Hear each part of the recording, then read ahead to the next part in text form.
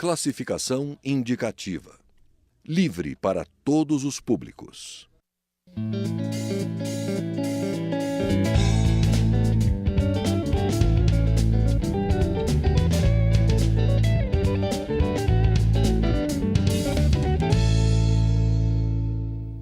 Olá! A Câmara analisa uma proposta que perdoa as dívidas rurais de agricultores familiares do semiárido brasileiro de regiões em calamidade ou situação de emergência. Se a estiagem costuma castigar os médio-produtores, a situação fica ainda pior para os agricultores familiares, que em geral ficam sem recursos para investir na safra seguinte. Para saber como está a tramitação da proposta na Câmara, nós vamos conversar nesta edição do Palavra Aberta com o autor do projeto, é o deputado Danilo Forte, do PSB do Ceará. Eu sou Regina Assunção e o programa tem uma produção conjunta da TV e da Rádio Câmara. Bom, deputado, essa proposta já foi até encampada para uma medida provisória que está em tramitação no Congresso, né? Gostaria que o senhor explicasse como é que está agora a situação, o que os pequenos agricultores podem ser beneficiados. Diante de um quadro de quinto ano seguido de seca no semiárido brasileiro, principalmente no Nordeste e na minha região específica, o estado do Ceará, houve uma situação em que famílias buscaram recursos, principalmente nos bancos públicos, Banco do Brasil e Banco do Nordeste, para financiar a produção, para plantar, para fazer uma engorda de um animal, para comprar um equipamento para melhorar a produtividade. E, em função da irregularidade da quadra invernosa, o que é que aconteceu? Essas famílias não conseguiram produzir. E não produzindo, ficaram inadimplentes. Inadimplentes, os bancos começaram a cobrar, e não só a cobrar, inclusive a executar judicialmente. Essas famílias estão passando, inclusive, pelo constrangimento de ter oficial de justiça na sua porta, ameaçando tomar a sua propriedade, que não vale nada para os bancos, não tem serventia nenhuma. Para você ter uma ideia, o volume do dívida do Pronaf no estado do Ceará, junto ao Banco do Nordeste, não chega a 180 milhões de reais. Porque as áreas são bem pequenas, né? Como nós do Ceará gostamos muito de brincar, de tirar a piada de tudo, é meio barusco.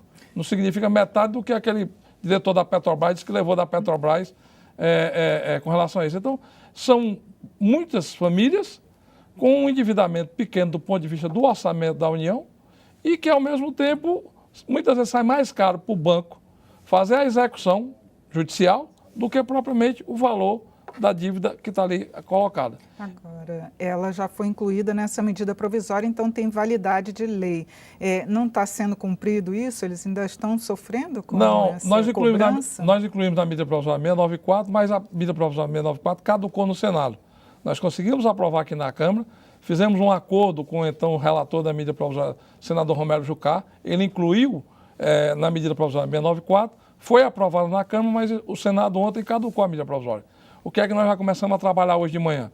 Eu já comecei a trabalhar com o relator da medida provisória 707, que trata mais ou menos dos mesmos temas, para que é o deputado Marcos Beltrão, do PMDB de Alagoas, para que ele inclua na 707, que já trata inclusive do endividamento também de empresas na área do semiárido nordestino, e também possa incorporar uma solução para o problema dos pequenos e microprodutores rurais, que têm dívidas em valor de face de até 100 mil reais, ou seja, que contrataram com os bancos até 100 mil reais. E essas famílias sairiam automaticamente tanto da execução judicial como da inadimplência, tirando o nome do SPC, do Serasa, se habilitando, inclusive, para ter crediário, para poder comprar prazo, para financiar uma outra atividade e se retornar também para a economia, porque estão marginalizadas por uma situação que não foi gerada por ela. Não foi um desvio de recursos, e nem foi um desvio de aplicação. Foi apenas um momento em que a ausência das chuvas ou a falta de constância de um período de inverno fez com que levasse aquela família para uma situação de inadimplência. Agora, como o senhor lembrou, essa estiagem já tem durado quase 5 anos. As medidas de prevenção, o Congresso tem sugerido medidas, porque esse pequeno agricultor ele tem que sobreviver, tem que mudar, às vezes, até de trabalho, que seja, né? Que medidas podem ser tomadas para prevenir, né, para os próximos anos, pelo menos? Do ponto de vista da agricultura do interior do Nordeste, a perenidade do abastecimento da água das bacias hidrográficas é fundamental. a interligação das bacias, a transposição do São Francisco, no nosso caso, do Ceará, é fundamental, porque tanto ela já banhará naturalmente as bacias do Rio Salgado e do Rio Jaguaribe, que são 62 municípios, como também com o Cinturão das Águas, que inclusive foi paralisado no ano passado, e nós da bancada do Ceará colocamos uma emenda para o Estado de 150 milhões de reais para retomar esse projeto, e agora está sendo discutido a possibilidade de um financiamento internacional, porque o governo federal não tem mais recursos para aplicar. Pois é, está paralisada a obra para transposição. Exatamente. Né? E nós temos aqui uma comissão especial que está fazendo uma cobrança exatamente no sentido de agilizar tanto a obra da transposição, como também de viabilizar financeiramente a obra do Cinturão das Águas, que com isso você vai ter um abastecimento não só para as bacias do Salgado e do Jaguaribe, mas também para a região dos Inhamuns e do Sertão Central, que é a região mais carente de recursos hídricos do estado do Ceará. E aí você vai dar uma perenidade. Dando a perenidade, você pode ter uma agricultura de pequena extensão, né? Principalmente no que diz respeito aos pronafianos, ao microprodutor rural, você pode ter uma pequena lavoura, você pode ter uma pequena criação, e com isso você dá sustentabilidade a esse homem no campo. Porque da forma que está, o Ceará vai voltar àquela sina de ser um exportador de mão de obra barata para as outras regiões do país. Somente num momento como esse, em que o desemprego está crescente no país. Hoje nós temos um exército de mais de 9 milhões de desempregados no Brasil, e essa questão climática contribui substancialmente para que esse homem do campo promova esse êxodo rural. Agora, o Ministério da Integração já tinha até prometido 500 cisternas, né, para poder, e poços, né, nessa área. O senhor tem acompanhado? Isso não vale nada.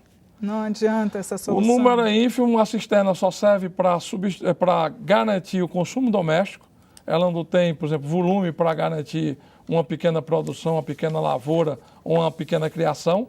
E quando muito, há também a descontinuidade do abastecimento pelo programa dos próprios carro-pipa, porque essas cisternas são abastecidas por carro-pipa.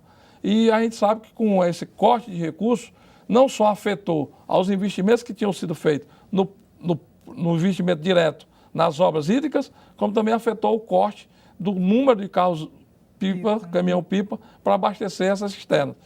No ponto número 1, todas as obras que foram prometidas para o Ceará no PAC de 2012, que diziam respeito às obras hídricas, nenhuma sequer foi começada no estado do Ceará.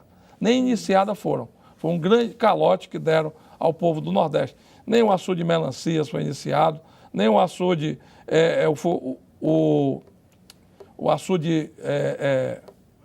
outro açude grande lá no interior do estado do Ceará também não foi iniciado. As obras que foram feitas foram apenas as adutoras de péssima qualidade. Por exemplo, tem uma adutora em Irauçuba, que leva água do Mici até a sede do município. Até hoje essa adutora não sequer teve serventia. O açude que eu me esqueci o nome é o Lontras, que era um outro açude importante também no estado do Ceará. Então, quer dizer, essas obras foram anunciadas e não foram iniciadas, e quem paga o preço e o sofrimento é o homem e a mulher do sertão. Com certeza. Tem uma outra proposta também que tramita no Congresso que prevê um seguro-desemprego para esse agricultor familiar nesses períodos de estiagem. O senhor acha que tem chance de ser aprovada uma proposta como essa, nesse período, né, de crise? Eu acho que o problema é a regulamentação, porque teve também o seguro-desemprego dos pescadores na época do Defesa, que foi cortado esse ano pela total irresponsabilidade com que foi feita a gestão desse seguro. Inclusive os pescadores de verdade, aqueles que precisam de verdade, estão pagando um preço muito caro. Só em Itarema são 5 mil famílias que precisam desse instituto do seguro-desemprego no período do defeso, que é quando suspende a pesca da lagosta no estado do Ceará, e isso está pagando um preço. Por quê? Porque irresponsavelmente o governo, numa campanha eleitoral que alguns candidatos usufruíram disso, saíram cadastrando pescadores aleatoriamente, você tem uma ideia, tem comunidades a mais de 300 quilômetros da praia cadastrados como pescadores que receberam o seguro-desemprego do defeso de pescador. Então, quer dizer, isso desqualifica, mesmo, né? Não isso desqualifica também o produtor rural, que hoje, na sua grande maioria, ainda está sendo atendido pelo Bolsa Família, que até mesmo no ano passado quiseram cortar 10 bilhões, e a grita da bancada do Nordeste foi de garantir esse recurso, porque querendo ou não querendo, é ainda o que sustenta o homem no interior do Ceará. Tá certo, deputado Danilo Forte, muito obrigado por suas explicações aqui no programa. Obrigado.